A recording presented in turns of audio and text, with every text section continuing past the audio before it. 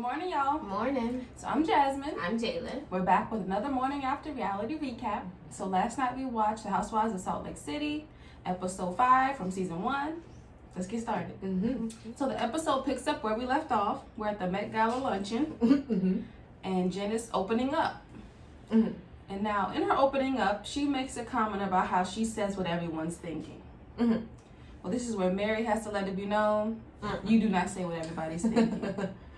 And she says that a couple times. Yes, she's not letting it go. I'm like, ma'am, it's not that serious. And so from here, it goes left. Mary's opening her eyes a little too wide for Jen's liking. And they're going back and forth. We hear Mary call Jen ghetto. Hello. Well, that was after she left out. Oh, right. Well, Yeah, so she calls her ghetto, tells her, you can leave. So she leaves. Yes. Now, while she's gone, we hear, I think it was Lisa, she broke it down and said, I think you're hurt because she just gave this nice, heartfelt, apology to Meredith, but she didn't address you. Right. And that was clear. Because Mary did not have to be going in like that. Like, why don't you just say, why didn't I get an apology? Would have been better than everything else she would say. Yes.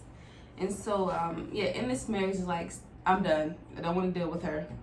And so, Heather gets Jen to come back inside. And so, in bringing Jen back inside, Heather's trying to resolve this thing. Right. But I guess kind of trying to explain how it feels for her friend. Mary takes this and says, you have two faces. Now, she didn't really explain why, because Walter was there, so we didn't get the tea on that. I will say that just from seeing how they handle Jen and stuff, it does seem like they may feel a certain way, but not really say that because, she's their friend. You know what I'm saying? May feel a certain way about Jen? Or what she's doing or whatever. Says. So I wonder if that's what Mary's perceiving as, two-faced. Two-faced, right. Like behind her back, she honest. can say, yeah, she's doing too much, yada, yada, but in her face. But then it was hard because this time Jen wasn't doing too much. Yes. Like, I feel like they were right for not defending her, but trying to just say, like, all right, this is out of hand for no reason. Right. Yeah, in this case, Jen, for this For to be, she called this, the worst moment of her life or something? Yes. For it to be the worst moment, she acted much better than she did at that 20s party. Right. But I did notice at one point, though, it threw me off because Mary got her dessert twice, meaning Bravo did a editing job. Oh, for real? Yes. Because I'm like, she was already eating her dessert. When she called her a hoodlum, she was getting her dessert as she was calling her a hoodlum or something. I was like, what? Like, she already got her dessert. So she probably said get on Hulu at the same right. time. So it's probably a lot more that made Jen walk out. Because I was like, something was off. Yes. I did notice. Thing with production. Gotta do better. I didn't even notice the food. I know. But when I saw him bringing it, I'm like, no, he already brought it. So, I said something's a little off. I wonder how it really went. So now that you said that, I don't even know where this fell in line, but we hear Jen expose how Mary made a comment about if she sees black people outside of 7-Eleven, she doesn't go in. Again, I feel like I did last time when she was yelling grandfather effer. Because apparently that was cool when y'all was cool. Okay. It wasn't that big of a deal when y'all was friends for her to say that. Now that y'all on the outs, you want to expose this. Right. So to me, it's like, too late. It's not even necessary, yeah. Yeah, she's crazy for saying that, but y'all was kicking it when she said it, and you doesn't seem like you addressed it at the time. Right. But now all of a sudden, your butt hurt over it. But, okay. Yes, very unnecessary. So we do see a scene with Meredith picking up Seth from the airport. I will say, they seem to be going back and forth, because in this scene, they seem to be very loving, like they were, I don't know, missing each other, ready to be together type. Happy to see each other, and they're talking as if, they're going to be together. That does go a little sideways when they bring up where they want to live. Yeah. And, it creates a little argument in the car. Now, even with the argument, I felt like they were working on their relationship. Right. It wasn't so much of, yeah. Maybe it's because they hadn't seen each other in a while, and that was their first time seeing each other. Mm-hmm. But I was just thinking, like, I don't know, I guess it's tough when, you somewhat putting money over over family a little bit. That's kind of how I took it. Like, who's putting money over it? More him. Okay. Like, because he wants them to move again and deal with it all again. And like she said something about how she was like realizing, I don't know if she was saying how much she missed out on because of all the moving and stuff they did. She kind of mentioned it about like how her son graduated and stuff like that, and how she afterwards felt like, okay, now it's time to slow down, I guess. See, the thing I was thinking would be, now that they're grown in that college, this would be the time This would to be move. time, right? That when she said it, that's what I was thinking. Well, now that's not an excuse, so me, I'm. But maybe she's She's sick of it, yeah. She already, not feeling him all the time. She ready to move for him again. Right. But yes, I did get to feel like they weren't in so much of a separation. Mm-hmm. Okay, so in another scene, we see Jen and Mary both talking to their husbands about what happened at the luncheon. So again, Jen is going into, I guess, more detail about how Mary's comments hurt her.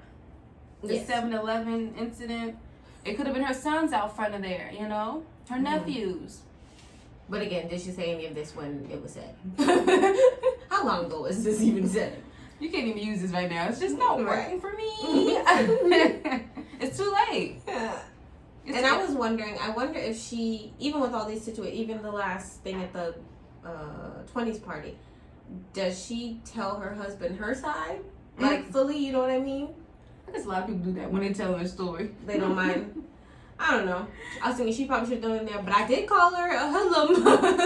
Oh, you talking about Mary? No. Jen. When Jen's talking to her husband, I feel like she's forgetting the things that she says to tell him. Right. Yeah, I think a lot of people do that when they're telling the story. Just to make their side look better. Right. I think that might make a little difference. But yeah, I was trying to hear what Mary would say, and she was honest. She was like, and I told her, everybody wouldn't say that.